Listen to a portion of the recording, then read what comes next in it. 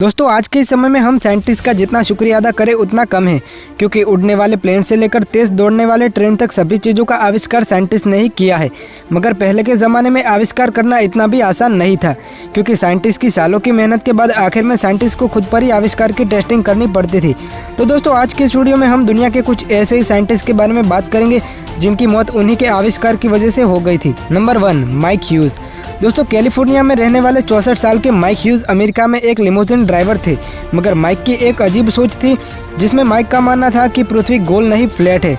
इसी बात को साबित करने के लिए माइक अपने दोस्त के साथ मिलकर घर के कबाड़ में से एक होममेड रॉकेट बनाने लगते हैं। माइक अपने दोस्त के साथ मिलकर एक होममेड रॉकेट तैयार कर देते हैं, जिसे उन्होंने 22 फरवरी 2020 के दिन एक लाइव टीवी शो के दौरान लॉन्च करते हैं। लॉन्च के समय माइक उसी रॉकेट में ही बैठे थे, मगर लॉन्च होते ही रॉकेट का लैंडिंग पैराशूट वहीं पर रॉकेट से अलग हो जाता है।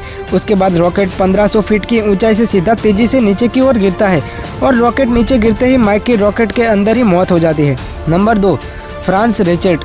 दोस्तों फ्रांस के रहने वाले फ्रांस रेचर्ट एक बार खुद के द्वारा डिज़ाइन किया गया पैराशूट बनवाते हैं, जिसकी टेस्टिंग करने के लिए उन्होंने किसी डमी के बजाय खुद से ही पहनकर कूदने की सोची थी।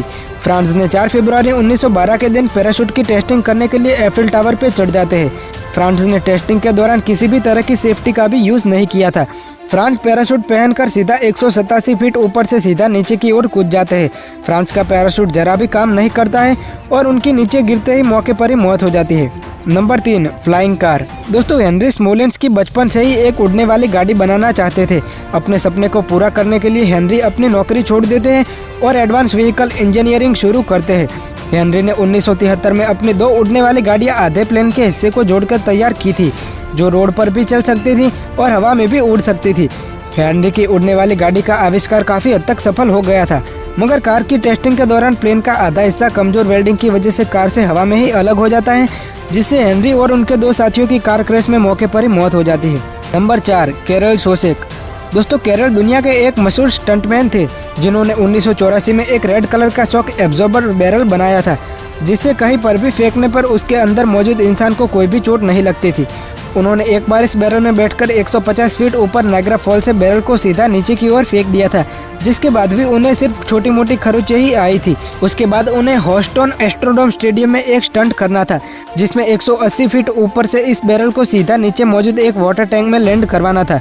मगर बैरल टैंक में गिरने के बजाय टैंक के कोने से टकरा जाता है, जिसके इम्पैक्ट से कैरल की उसी बैरल के अंदर ही मौत हो जाती है। Number 5, Otto लिलीएंथल।